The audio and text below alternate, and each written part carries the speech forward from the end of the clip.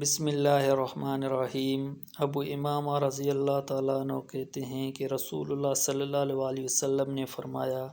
میں اس شخص کے لیے جنت کے اندر ایک گھر کا ضامن ہوں جو لڑائی جھگڑا ترک کر دے اگرچہ وہ حق پر ہو، اور جنت کے بیچوں بیچ ایک گھر کا اس شخص کے لیے جو جھوٹ بولنا چھوڑ دے اگرچہ وہ ہنسی مذاق ہی میں ہو، اور جنت کی بلندی میں ایک گھر کا